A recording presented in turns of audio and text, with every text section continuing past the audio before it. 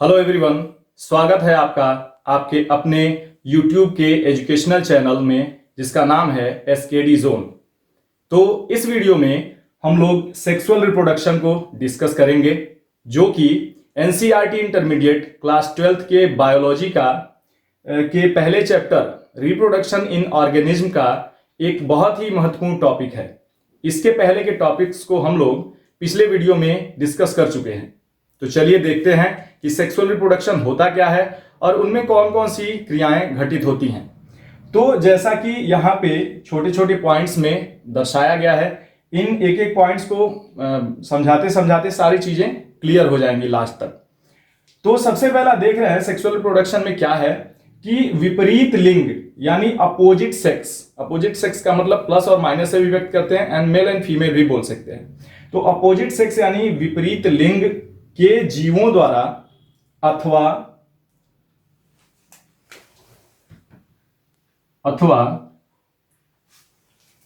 एक ही जीव, ब्रैकेट में लिखा है द्विलिंगी या बाइसेक्सुअल, द्वारा नर तथा मादा युग्मकों का निर्माण होता है। अब इसे देखिए, समझिए क्या लिखा है। ये देखिए, इसके पहले थोड़ा सा जो बताया गया था सेक्सुअल रिप्रोडक्शन के बारे में, उसमें ये चीजें बताई गई थी कि सेक्सुअल रिप्रोडक्शन में क्या होना है। तो मुख्यतः गैमेट्स बनते हैं, male gametes and female gametes बनते हैं, वो फ्यूज होते हैं और जाइगोट फॉर्म करते हैं, जिससे नए जीव या न्यू ऑर्गेनिज्म की उत्पत्ति होती है। क्लियर? तो वही चीजें क्या हैं कि वो गैमेट्स का निर्माण होगा, यानी युग्मकों का निर्माण होगा, जो कि मेल एंड फीमेल गैमेट्स या नर और मादा युग्मक होंगे। अब उन दोनों का निर्माण या तो दो अपोजिट सेक्स वाले इंडिविजुअल या जीव से होगा, या तो एक ही जीव, एक ही ऑर्गेनिज्म या एक ही इंडिविजुअल पर दोनों संरचनाएं, नर और मादा, मेल एंड फीमेल दोनों स्ट्रक्चर पाए जाएंगे, और उन दोनों गैमेटों का निर्माण एक ही जीव के एक ही शरीर पे होगा। तो उसे क्या कहेंगे? बाइसेक्सुअल। वो आगे और चीजें अभी क्लियर होंगी। तो पहला क्या है कि युग्मकों का निर्माण होगा किससे? या तो अपोजिट सेक्स वाले दो अलग अलग जीवों से, उनके द्वारा, या तो दोनों लिंग रखने वाले यानी कि मेल एंड फीमेल सेक्स रखने वाले, दोनों संरचना रखने वाले एक ही जीव में इन दोनों युग्मकों नर और मादा का निर्माण होता है। पहला प्रोसेस। अब क्या होगा कि इन नर तथा मादा युग्मकों यानी मेल एंड फीमेल गैमेट्स के फ्यूजन से, फ्यूजन मतलब संलयन से या उनके मिक्सिंग से, मिलने से जाइगोट का निर्माण होता है। जाइगोट पहले बताया गया है। जाइगोट क्या है? एक डिप्लॉयड सेल है, द्विगुणित कोशिका है, जो कि गैमेट के संलयन से बनती है, और यही वास्तव में सेक्सुअल रिप्रोडक्शन की पहली कोशिका या first cell of sexual reproduction है। तो उनके फ्यूज होने से, मेल एंड फीमेल गैमेट के फ्यूज होने से जाइगोट का निर्माण होता है, जो कि विकसित होकर नए जीव का निर्माण करता है। यानी इसी जाइगोट का अब विकास होगा, आगे चल के डेवलपमेंट होगा, और नए ऑर्गेनिज्म का या इंडिविजुअल का निर्माण होगा इससे। उसके आगे क्या है कि पहले भी बताया गया है कि एसेक्सुअल रिप्रोडक्शन की तुलना में सेक्सुअल रिप्रोडक्शन विस्तृत, जटिल तथा धीमी प्रक्रिया है। विस्तृत यानी कि बहुत ही लंबी चलने वाली, पूरा विस्तार से होने वाली, जटिल यानी कॉम्प्लेक्स, और धीमी यानी बहुत ही स्लो प्रोसेस है। किसकी तुलना में? एसेक्सुअल रिप्रोडक्शन की तुलना में। अब ऐसा होता कैसे है? क्योंकि दो गैमेट पहले बनेंगे, उसके बाद वो फ्यूज करेंगे, जाइगोट बनेगा, तब जाकर के उनसे नए इंडिविजुअल का या नए जीव का निर्माण होगा। तो ये थोड़ा लंबा प्रोसेस होता है। किसकी तुलना में? एसेक्सुअल रिप्रोडक्शन की तुलना में। अगला क्या है? पहले भी बताया गया था एसेक्सुअल रिप्रोडक्शन में, उसके जस्ट उल्टा यहां पे है कि ऑफ स्प्रिंग्स आपस में अथवा अपने पेरेंट्स के समान नहीं होते। देखिए, एसेक्सुअल में इसे क्या बताया गया था कि जो ऑफ स्प्रिंग्स यानी कि जो संततियां उत्पन्न होती हैं, वो अपने जनक की हूबहू डिक्टो फोटोकॉपी होती हैं, आकार की और आनुवंशिकी के दृष्टिकोण से। क्लियर? लेकिन सेक्सुअल रिप्रोडक्शन में क्या होता है कि वो जो ऑफ स्प्रिंग्स हैं यानी कि संततियां हैं, वो ना तो आपस में आइडेंटिकल होती हैं और ना ही अपने पेरेंट्स के आइडेंटिकल होती हैं। वो भिन्न भिन्न आनुवंशिकी और आकारिकी को दर्शाती हैं। तो अगला पॉइंट उसी को बताया गया है। क्लियर? अगला पॉइंट क्या है? ऑर्गेनिज्म के जीवन काल में मुख्यतः दो फेज उपस्थित होते हैं, दो अवस्थाएं उपस्थित होती हैं ऑर्गेनिज्म या जीव के जीवन काल में। वो कौन कौन सी होती हैं अवस्थाएं? पहला है जुवेनाइल फेज या vegetative phase in plants, juvenile phase का मतलब किशोरावस्था, या उसी किशोरावस्था को वेजिटेटिव फेज कहते हैं प्लांट्स के बारे में। अगर प्लांट की बात करें तो उसी फेज को कहेंगे वेजिटेटिव फेज, और अगर एनिमल की बात करें तो उसी को कहेंगे जुवेनाइल फेज, यानी किशोरावस्था या कायिक अवस्था। कायिक अवस्था कब कहेंगे? जब पौधों की बात होगी। ठीक, तो ये होता है पहला फेज। दूसरा फेज क्या है? रिप्रोडक्टिव फेज, यानी जनन अवस्था या प्रजनन अवस्था। ये दोनों क्या होते हैं, उससे पहले ये एक बात समझ लीजिए कि पहले वाले वीडियोस में भी बताया गया है कि जो ऑफस्प्रिंग्स उत्पन्न होते हैं अपने पेरेंट से, वो अपने पेरेंट की तुलना में इमेच्योर होते हैं, अपरिपक्व होते हैं। मतलब क्या है कि वो जन्म लेते ही प्रजनन करने की क्षमता, खास करके अगर सेक्सुअल रिप्रोडक्शन की बात करें तो उनमें वो क्षमता जन्म लेते ही नहीं होती है। तो क्या कह सकते हैं कि किसी भी ऑर्गेनिज्म में जन्म लेते ही सेक्सुअल रिप्रोडक्शन करने की क्षमता नहीं होती है, या कह सकते हैं सेक्सुअल रिप्रोड्यूस करने के लिए वो सक्षम नहीं होते हैं। उसके लिए उन्हें एक निश्चित समय अवधि तक वृद्धि करते हुए परिपक्व होना आवश्यक होता है। तो क्या कह सकते हैं कि जुवेनाइल फेज किसे कहते हैं?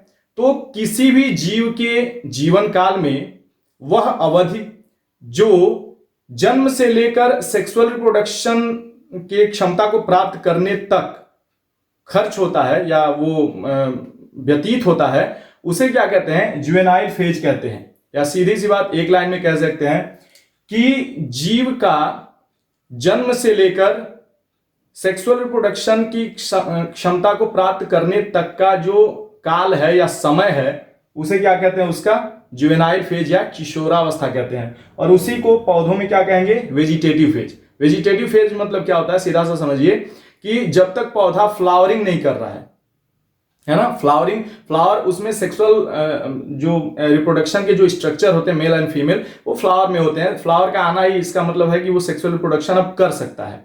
तो फ्लावरिंग नहीं होने तक का समय जो है वो है वेजिटेटिव फेज, और जब फ्लावरिंग होना शुरू हो जाएगी तब आ जाएगा रिप्रोडक्टिव फेज में। तो अभी जुवेनाइल फेज और वेजिटेटिव फेज समझ में आ गया। अगला क्या है? रिप्रोडक्टिव फेज या जनन अवस्था। तो सीधी सी बात है कि जीव के जीवन का वह समय या वह काल जब उसके अंदर सेक्सुअल रिप्रोडक्शन करने की क्षमता आ जाती है या वो सेक्सुअल रिप्रोडक्शन करना शुरू कर देता है, तब उस अवस्था को क्या कहते हैं? रिप्रोडक्टिव फेज यानी जनन अवस्था। क्लियर? अब देखिए, अलग अलग ऑर्गेनिज्म में इस रिप्रोडक्टिव फेज के दौरान अलग अलग परिवर्तन देखने को मिलते हैं। जैसे कुछ पेड़ पौधे आप देखते होंगे एक निश्चित सीजन में फ्लावरिंग करते हैं, फ्रूट देते हैं, है ना, और उसके बाद वो बंद हो जाता है उनका, तब मतलब वो फ्लावरिंग नहीं करते हैं, रिप्रोडक्शन उनमें की प्रक्रिया उनमें बंद हो जाती है। फिर से जब वो सीजन, वो मौसम आता है, फिर से वो फ्लावरिंग और फ्रूटिंग करते हैं। क्लियर? लेकिन कुछ पौधे ऐसे होते हैं जो लगातार ही ये होता रहता है। ऐसे कुछ जंतु भी ऐसे हैं जो लगातार प्रजनन करते रहते हैं, और कुछ ऐसे हैं जो एक निश्चित मौसम में ही ब्रीडिंग करने या रिप्रोडक्शन करने या सेक्सुअल रिप्रोडक्शन करने में सक्षम होते हैं, या वो करते हैं, उसको परफॉर्म करते हैं। क्लियर? तो उसी सिलसिले में यहां पर दो तरह के ऑर्गेनिज्म के बारे में डिटेलिंग थोड़ी सी दी गई है, जिसमें पहला नॉन प्राइमेट्स और प्राइमेट्स। ये क्या होते हैं उसको पहले समझ लीजिए। देखिए, जो मैमल्स होते हैं, मैमल्स का मतलब स्तनधारी जीव, उनको मुख्यतः दो समूहों में बांटा गया है। पहला है प्राइमेट्स और दूसरा है नॉन प्राइमेट्स। और ये बांटने का आधार या बेस क्या है? उनके फोर ब्रेन यानी अग्र मस्तिष्क का साइज।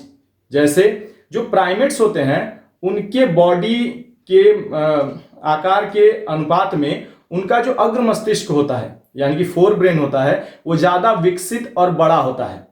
इसीलिए उनके देखने, सोचने, सुनने की क्षमता कहीं ज्यादा डेवलप होती है। लेकिन वहीं बात करें नॉन प्राइमेट्स की, तो इनमें क्या है कि उनके शरीर के वेट और आकार के अनुपात में उनके फोर ब्रेन का साइज या आकार वो क्या कह सकते हैं कि छोटा होता है। क्लियर? तो अब इनमें उदाहरण क्या हो जाएगा? नॉन प्राइमेट्स में जैसे कि आ जाएंगे काउज, शिप्स, रैट्स, ये सब आ जाएंगे नॉन प्राइमेट्स में। और प्राइमेट्स में आ जाएंगे मंकीज आ जाएंगे, एप्स आ जाएंगे, ह्यूमंस आ जाएंगे। क्लियर? तो अब देखिए क्या है, यहां लिखा गया है कि नॉन प्राइमेट्स में रिप्रोडक्टिव फेज के दौरान मादा के ओवरीज एंड ओविडक्ट की एक्टिविटीज में, ओवरीज एंड ओविडक्ट क्या है? हिंदी इसका हो जाएगा अंडाशय और अंडवाहिनी। इन दोनों संरचनाओं को डिटेल में हम लोग अभी अगले चैप्टर्स में पढ़ेंगे, जहां पे ह्यूमन रिप्रोडक्शन हम लोग पढ़ेंगे, वहां क्लियर हो जाएंगी चीजें। तो क्या है कि यहां लिखा गया रिप्रोडक्टिव फेज के दौरान मादा के ओवरीज यानी अंडाशय एंड ओविडक्ट यानी अंडवाहिनी की एक्टिविटीज में, उनके कार्य में, उनके काम करने के शैली में चक्रीय परिवर्तन यानी साइक्लिक चेंजेज होता है। चक्रीय परिवर्तन का मतलब कि बराबर वो नहीं होते रहते हैं, कुछ परिवर्तन जो दिखते हैं वो बराबर नहीं होते रहते हैं, एक निश्चित समय अंतराल के बाद वो दोहराते हैं अपने उस कार्यक्रम को या उस एक्टिविटी को। तो चक्रीय परिवर्तन देखने को मिलता है रिप्रोडक्टिव फेज के समय। उस चक्रीय परिवर्तन को जो ओवरीज और ओविडक्ट में हो रहे हैं उसको क्या कहते हैं? नॉन प्राइमेट्स में, ध्यान दीजिएगा, नॉन प्राइमेट्स में उसको नाम दिया गया है ओइस्ट्रस साइकिल या मद चक्र। ओइस्ट्रस साइकिल या मद चक्र। तो सीधा सा कह सकते हैं कि नॉन प्राइमेट्स मैमल्स में या नॉन प्राइमेट्स स्तनधारियों में रिप्रोडक्टिव फेज के दौरान मादा के या फीमेल के ओवरीज एंड ओविडक्ट की एक्टिविटीज में साइक्लिक चेंजेस देखने को मिलते हैं, और यही साइक्लिक चेंजेस क्या कहलाते हैं? मद चक्र या ओइस्ट्रस साइकिल कहलाते हैं। क्लियर? लेकिन वहीं पे वही साइक्लिक जो परिवर्तन हो रहे हैं, साइक्लिक चेंजेस जो हो रहे हैं, वो प्राइमेट्स में क्या कहलाते हैं? वही कहलाते हैं मेंस्ट्रुअल साइकिल। मेंस्ट्रुअल साइकिल या शॉर्ट में एमसी कह सकते हैं। तो यहां वही लिखा गया कि रिप्रोडक्टिव फेज के दौरान होने वाला यह साइक्लिक चेंज मेंस्ट्रुअल साइकिल कहलाता है। किसमें? प्राइमेट्स। यानी कि नॉन प्राइमेट्स की बात करें तो वही जो साइक्लिक चेंज हो रहे हैं ओवरी और ओविडक्ट के एक्टिविटीज में, उसी को क्या कहेंगे? ओइस्ट्रस साइकिल। और अगर प्राइमेट्स की बात करें, प्राइमेट्स मैमल्स की बात करें, तो वही साइक्लिक चेंजेस जो हो रहे हैं ओवरी और ओविडक्ट के एक्टिविटीज में, उसको क्या कहेंगे? मेंस्ट्रुअल साइकिल या ऋतुस्राव चक्र कहेंगे। क्लियर? ये ऋतुस्राव चक्र को हम लोग डिटेल में पढ़ेंगे, क्योंकि इसका एग्जाम्पल एक ह्यूमन भी है। तो ह्यूमन रिप्रोडक्शन में हम इनको डिटेल में इसका अध्ययन करेंगे। अब सेक्सुअल रिप्रोडक्शन को थोड़ा डिटेल में डिस्कस करते हैं। इसके अंतर्गत सबसे पहले यह देखना होगा कि सेक्सुअल रिप्रोडक्शन में कौन कौन सी घटनाएं होती हैं। तो इसीलिए पहला जो हेडिंग है इसके अंतर्गत है इवेंट्स इन सेक्सुअल रिप्रोडक्शन, यानी लैंगिक जनन के दौरान या लैंगिक जनन में घटित घटनाएं या उसके दौरान होने वाली घटनाएं, जिसको 3 भागों में बांटा गया। 3 पॉइंट्स में उसको पढ़ सकते हैं। इतना ध्यान दीजिएगा कि लैंगिक जनन का मतलब क्या है कि गैमेट का निर्माण होना, गैमेट का फ्यूज होना, और फ्यूज होकर के जाइगोट का निर्माण करना, और इसी को क्या कहते हैं? फर्टिलाइजेशन। यानी कि सीधा सा कि फर्टिलाइजेशन का होना, इसका मतलब होता है सेक्सुअल रिप्रोडक्शन। तो फर्टिलाइजेशन यहां लिखा गया है बीच में, लेकिन फर्टिलाइजेशन से पहले क्या होगा? युग्मक का निर्माण होगा। युग्मक एक दूसरे के पास आएंगे, एक दूसरे से फ्यूज करेंगे, तब उस घटना को फर्टिलाइजेशन कहेंगे। तो फर्टिलाइजेशन या निषेचन से पहले वाली घटना को क्या कहेंगे? प्री फर्टिलाइजेशन इवेंट्स, यानी कि पूर्व निषेचन घटनाएं या निषेचन पूर्व घटनाएं। तो कौन सी घटनाएं हो रही हैं? पहला हो गया प्री फर्टिलाइजेशन इवेंट्स, उसके बाद होगा फर्टिलाइजेशन यानी निषेचन, और तीसरी घटना जो होगी कि जब जाइगोट बन जाएगा, फर्टिलाइजेशन के फलस्वरूप जब जाइगोट बन जाएगा, युग्मनज कोशिका बन जाएगी, उसमें कौन कौन से परिवर्तन आते हैं जिससे कि नए जीव का निर्माण होता है। तो वो सारी घटनाएं जो फर्टिलाइजेशन के बाद होती हैं जाइगोट के अंदर, उसे क्या कहेंगे? उसे कहेंगे पोस्ट फर्टिलाइजेशन इवेंट्स, यानी निषेचन पूर्व होने वाली घटनाएं या पश्च निषेचन पश्च होने वाली घटनाएं या पश्च निषेचन घटनाएं। ठीक, तो 3 हेडिंग में इनको डिटेल में देखते हैं, जिसमें पहला क्या है? प्री फर्टिलाइजेशन इवेंट्स, यानी पूर्व निषेचन घटनाएं। अब इसके अंतर्गत क्या होगा कि गैमेट बनेंगे और वो एक दूसरे के पास आएंगे। तो गैमेट का बनना गैमेटोजेनेसिस, गैमेट का एक दूसरे के पास स्थानांतरित होना गैमेट ट्रांसफर। तो इसमें 2 पॉइंट है। पहला क्या है? गैमेटोजेनेसिस यानी कि युग्मक निर्माण, और दूसरा है गैमेट ट्रांसफर यानी कि युग्मक स्थानांतरण। तो इसमें से सबसे पहले हम लोग गैमेटोजेनेसिस को डिस्कस करते हैं। गैमेटोजेनेसिस यानी युग्मक निर्माण कहते किसे हैं? तो पहला पॉइंट आप देख सकते हैं, लिखा है process of formation of gametes, यानी युग्मकों के निर्माण की प्रक्रिया को गैमेटोजेनेसिस या युग्मक निर्माण कहते हैं। अब गैमेटों के निर्माण की प्रक्रिया मतलब नर और मादा दोनों युग्मकों के निर्माण को गैमेटोजेनेसिस या युग्मक निर्माण कहते हैं। क्लियर? अब अगला क्या है कि गैमिट क्या है? गैमिट्स आर हैप्लॉइड सेल, पहले ही बताया जा चुका है। हैप्लॉइड जिसको एन से व्यक्त करते हैं, हैप्लॉइड का मतलब होता है अगुणित, ऐसी कोशिका जिसमें गुणसूत्र का केवल एक सिंगल सेट ही उपस्थित हो। अगर दोनों होगा तो डिप्लॉइड, अगर एक सेट होगा गुणसूत्र का तो वो हो जाएगा हैप्लॉइड, अगुणित। क्लियर? अब क्या है कि ये गैमेट्स जो युग्मक हैं वो अपने आकारिकी, इतना ध्यान दीजिएगा, अपने सेक्सुअलिटी यानी कि लैंगिकता या अगर सेक्स की बात करें, प्लस माइनस की बात करें, तो उसके आधार पे दो तरह के हैं, मेल एंड फीमेल गैमेट्स हो गया, प्लस एंड माइनस गैमेट्स भी कहते हैं। लेकिन आकारिकी यानी कि उनकी बनावट जो है, उनकी संरचना जो देखने में जैसा लगते हैं, तो उस आकारिकी के आधार पर मॉर्फोलॉजिकली वो दो तरह के होते हैं। तो यहां वही लिखा गया है गैमेट्स, यहां लिखा गया है पहला क्या होते हैं? होमोगैमेट्स, दूसरा होते हैं हेट्रोगैमेट्स। होमोगैमेट्स को आइसोगैमेट्स भी कहते हैं और हेट्रोगैमेट्स को एनआइसोगैमेट्स भी कहते हैं। हिंदी हो जाएगा, होमोगैमेट्स का मतलब हो जाएगा समयुग्मक और आइसोगैमेट्स का मतलब भी होता है समयुग्मक। क्लियर? अब होते कैसे हैं? तो सीधा सा है कि नाम से ये देखिए, होमो का मतलब होता है एक जैसा, एक रूप का। क्लियर? तो ऐसे गैमेट्स जो मॉर्फोलॉजिकली सिमिलर हों, ऐसे युग्मक जो आकारिकी के रूप में एक ही जैसे हों, डिट्टो एक जैसे दिखते हों, उन्हें क्या कहेंगे? होमोगैमेट्स या आइसोगैमेट्स कहते हैं। इसका एग्जांपल है कि कुछ फंजाई और एल्गी में दो गैमेट्स अलग अलग, जो मेल और फीमेल या मेल वो प्लस और माइनस गैमेट्स कहे जाते हैं, वो देखने में आकारिकी में वो क्या लगते हैं? एकदम एग्जैक्ट एक ही जैसे दिखने में लगते हैं, उनकी आकारिकी सेम होती है। तो यहां पे इसीलिए एग्जांपल में दिया गया है कुछ एल्गी। एल्गी का मतलब ये मत समझ लीजिएगा कि पूरा एल्गी, एल्गी में वास्तव में दोनों तरह के गैमेट्स पाए जाते हैं और फंजाई में भी। तो कुछ एल्गी जिसमें से एक नाम दिया गया है क्लेडोफोरा, क्लेडोफोरा एल्गी होमोगैमेट्स या आइसोगैमेट्स का एक उदाहरण है। क्लियर? अगला है हेट्रोगैमेट्स या एनआइसोगैमेट्स। हेट्रो का मतलब होता है भिन्न या विषम, तो विषम युग्मक या असम युग्मक। इसका मतलब क्या है कि वे युग्मक या वे गैमेट्स जो आकारिकी में डिसिमिलर हो एक दूसरे से, मतलब आकारिकी के दृष्टिकोण से एक दूसरे जैसे न दिखते हो, छोटे बड़े हो, है ना, ऐसे टाइप का हो, तो उन्हें क्या कहेंगे? हेट्रोगैमेट्स या एनआइसोगैमेट्स। जैसा यहां लिखा भी गया है कि मॉर्फोलॉजिकली डिसिमिलर गैमेट्स, यानी कि आकारिकी के तौर पर जो एक दूसरे से भिन्न गैमेट हैं या युग्मक हैं, वो कहलाएंगे हेट्रोगैमेट्स या एनआइसोगैमेट्स।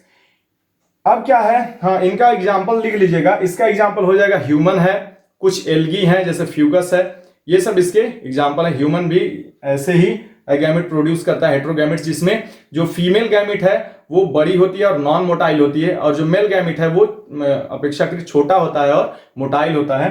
तो यहां पे क्या लिखा गया है कि दोनों अलग अलग दिखते हैं, इसलिए मेल गैमेट जो है वो क्या कहलाता है? एंथ्रोजॉइड या स्पर्म कहलाता है। हिंदी हो जाएगा पुमड़ु या शुक्राणु। अगर हेट्रोगैमेट्स है तो मेल गैमेट्स क्या कहलाएगा? एंथ्रोजॉइड या स्पर्म, पुमड़ु या शुक्राणु। और फीमेल गैमेट्स यानी कि मादा युग्मक क्या कहलाएगी?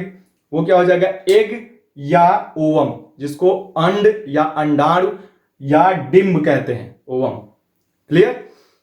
अगला टॉपिक है सेक्सुअलिटी इन ऑर्गेनिज्म्स, यानी जीवों में लैंगिकता। इसके अंतर्गत हम लोग दो टर्म को मुख्यतः डील करेंगे, जिसमें से एक है बाइसेक्सुअल और दूसरा है यूनिसेक्सुअल, यानी द्विलिंगी और एकलिंगी।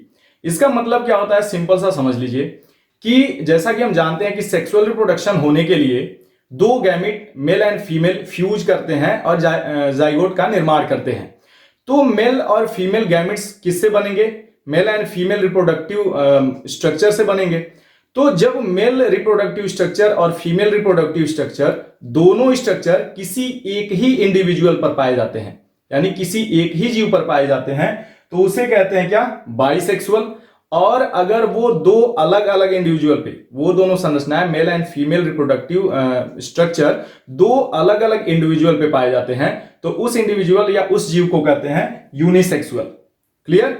अब इन्हीं टर्म को पौधों में कुछ और नाम दिया गया है और जंतुओं में या एनिमल्स में कुछ और नाम दिया गया है, उसी को हम लोग देख रहे हैं इस टॉपिक के अंदर। क्लियर? तो इसमें देख रहे हैं पहला जो दिया है इन प्लांट्स, यानी पौधों में बाइसेक्सुअल इंडिविजुअल को या बाइसेक्सुअल कंडीशन को कहते क्या है? मोनोसियस कहते हैं, यानी जब दोनों mail and female reproductive structure एक ही प्लांट पर पाए जाएंगे तो इस स्थिति को क्या कहेंगे? मोनोसियस। हिंदी हो जाएगा उभय लिंगाश्रयी, उभय लिंगाश्रयी या मोनोसियस। और उस पौधे को क्या कहेंगे? होमोथैलिक यानी कि समथैलसी।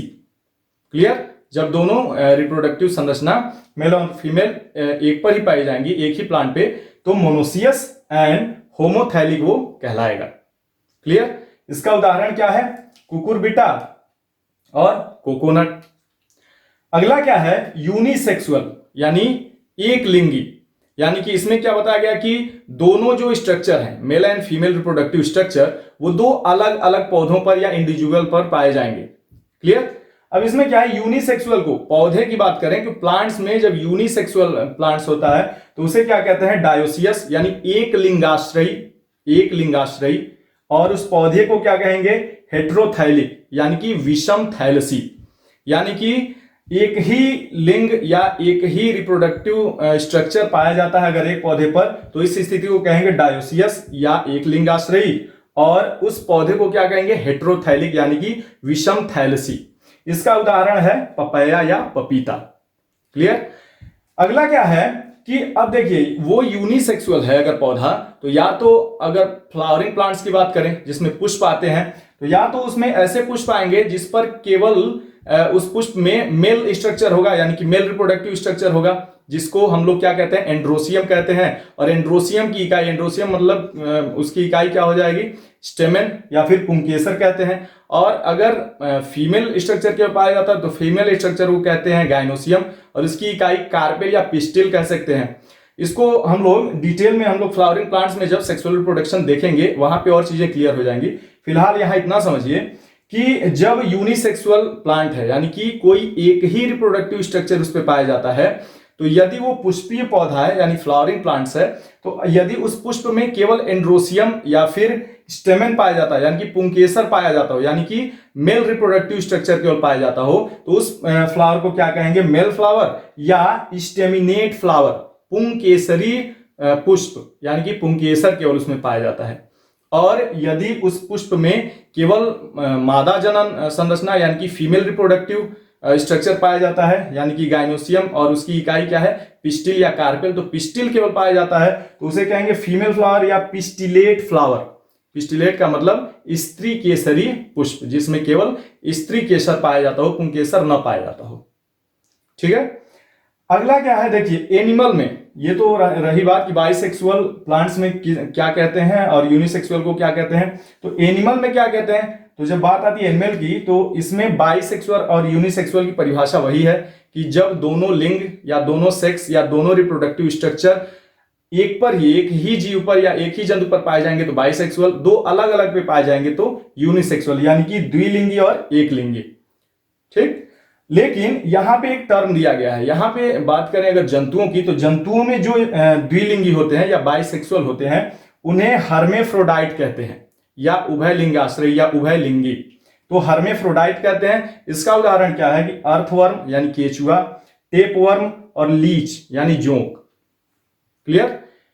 अगला क्या है कि यूनिसेक्सुअल यानी कि वही दोनों जो रिप्रोडक्टिव सिस्टम वो है संरचनाएं हैं वो दो अलग अलग जंतुओं पर या दो अलग अलग इंडिविजुअल पर पाई जाएंगी। तो इसके उदाहरण क्या हो जाएंगे? इंसेक्ट्स यानी कि कीड़े मकोड़े, फ्रॉग्स मेंढक और ह्यूमन यानी कि मानव जाति। जैसा कि पहले बताया जा चुका है कि गैमेट हैप्लॉइड सेल्स होते हैं यानी अगुणित कोशिकाएं होती हैं। तो उनके निर्माण के लिए जीव के शरीर के अंदर किस प्रकार का सेल डिवीजन होता है वो अब डिस्कस करेंगे हम लोग। तो जैसा कि लिखा गया cell division during gamete formation यानी युग्मक के निर्माण के समय होने वाला सेल डिवीजन या कोशिका विभाजन कि जीव के शरीर के अंदर किस प्रकार का सेल डिवीजन होता है गैमेट निर्माण के समय। क्लियर? तो जैसा कि हम जानते हैं कि हैप्लॉइड हैं गैमेट, तो अगर हैप्लॉइड पेरेंट होंगे तो उनसे माइटोसिस के जरिए हम वो प्राप्त कर सकते हैं गैमेट, और अगर डिप्लॉयड होंगे तो मियोसिस के जरिए। क्यों? क्योंकि 11th में ये दोनों सेल डिवीजन पढ़ाए जा चुके हैं। माइटोसिस में जब सेल डिवीजन होता है, समसूत्री विभाजन जब होता है तो उसके अंतर्गत क्या होता है कि जो एक कोशिका से दो कोशिकाएं बनती हैं, उन दो कोशिकाओं में उतनी ही मात्रा में गुणसूत्र या उतनी ही संख्या में गुणसूत्र होते हैं जितना कि पहले वाली कोशिका में थे। क्लियर। लेकिन मियोसिस क्या है, मियोसिस एक तरह का रिडक्शन डिवीजन भी है, जिसमें जो गुणसूत्रों की संख्या कितनी हो जाती है, आधी हो जाती है। अपने मातृ कोशिका की तुलना में जो संतत कोशिका हैं या डॉटर सेल्स हैं, उनमें गुणसूत्रों की संख्या आधी हो जाती है और एक सेल से 4 सेल बनते हैं। क्लियर। तो वही यहां लिखा गया है कि इन हेप्लॉयड पेरेंट्स, यदि पेरेंट या जनक हेप्लॉयड है, मान लो उनका शरीर हेप्लॉयड सेल से बना हुआ है, जैसे एल्गी है, मोनेरा है, फंजाई है, ऐसे पेरेंट्स हैं, तो उनसे जो गैमेट का निर्माण होता है उसके लिए माइटोसिस डिवीजन होता है, यानी समसूत्री विभाजन के द्वारा उनसे गैमेट का निर्माण होता है। इसका एग्जांपल क्या हो जाएगा, मोनेरा, फंजाई, एल्गी आदि। ठीक है।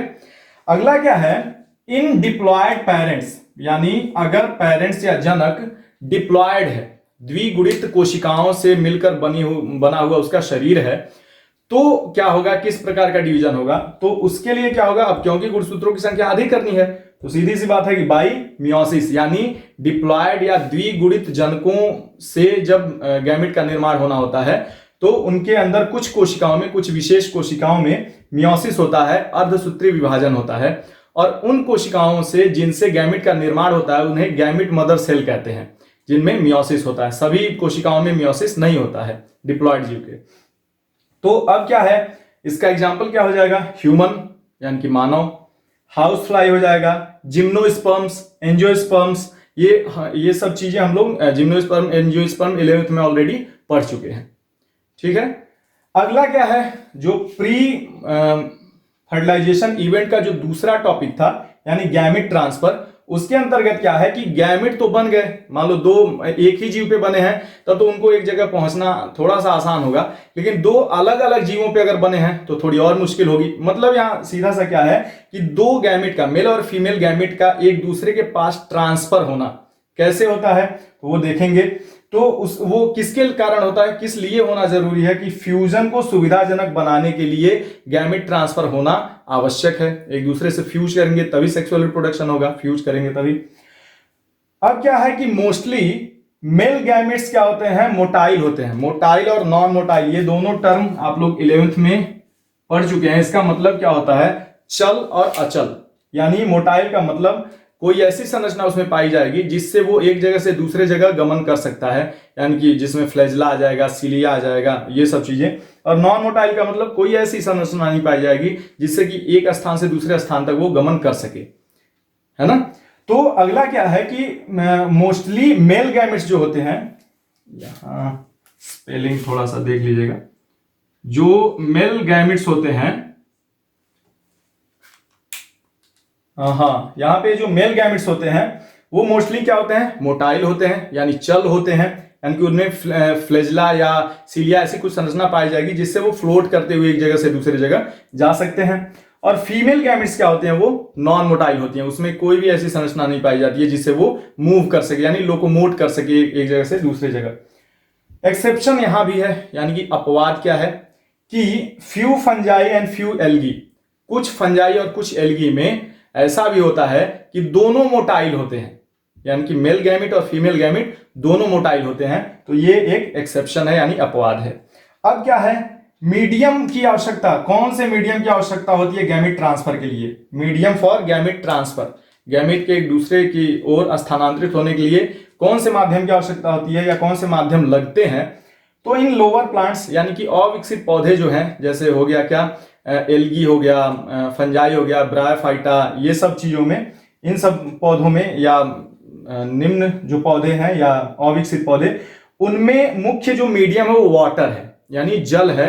उसी जल में बहुत सारे युग्मक रिलीज होते हैं और फ्लोट करते हुए एक दूसरे के पास पहुंचते हैं और फ्यूज होते हैं। लेकिन इन हायर प्लांट्स में, हायर प्लांट्स का मतलब क्या है, इन फ्लावरिंग प्लांट्स यानी कि पुष्पी पौधों में क्या होता है, ये प्रक्रिया होती है पॉलिनेशन के द्वारा, परागण के द्वारा। अब परागण क्या है वो अगले चैप्टर में जो है कि sexual reproduction in flowering plant, उसमें हम लोग देखेंगे।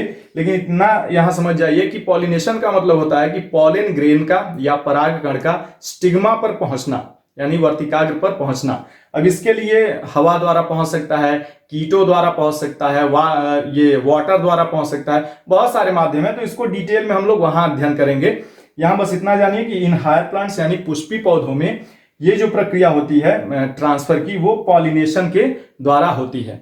ठीक है, तो इस वीडियो में फिलहाल इतना ही रहने देते हैं। अगले वीडियो में एक नए टॉपिक के साथ शीघ्र मुलाकात होगी।